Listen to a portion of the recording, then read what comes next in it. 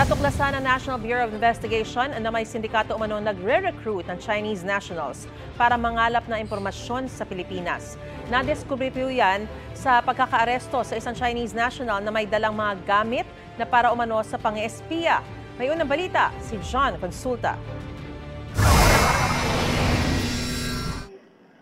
Ito ang surveillance video ng NBI, isang araw bago na aresto ang Chinese national sa paligid ng Comelec sa Intramuros.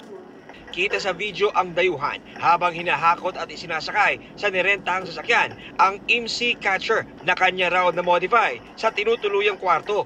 Makikita rin sa video na siniset up niya ang IMSI catcher bago umalis nitong Lunes para ikutan ang area na iniutos daw sa kanya. Nasa cloud yung storage niya. And this has the capability to send out or transmit captured data. Wala siyang hard drive or saving device. So it's in the system.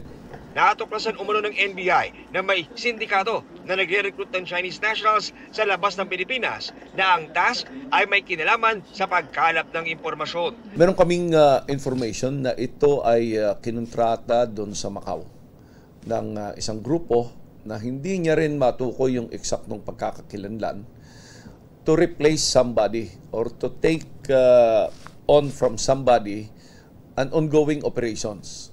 Highly compartmentalized ito. Saang lugar daw po ba sila nakaikot na bago po sila nahuli ng NBI sa Intramuros? Napunta na sila dun sa Villamor Air Base, dun sa bandang Philippine Air Force. Napunta na sila dito sa US Embassy along Rojas Boulevard. Napunta na rin sila sa vicinity ng Supreme Court, Department of Justice, sa Manila City Hall, Parañaque City Hall, in some other crowded places, malls, and eventually dito sa BIR and Comelec in Intramuros. Sa inquest proceeding sa Department of Justice, sinubukan naming kunan ng pahayag ang inarestong Chinese national. Is it true, sir, you were recruited? Are you a spy? No?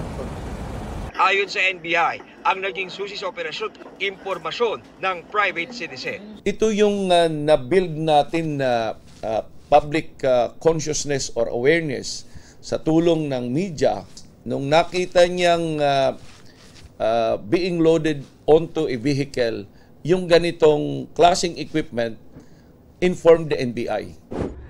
Ito ang unang balita. John Consulta para sa GMA Integrated News.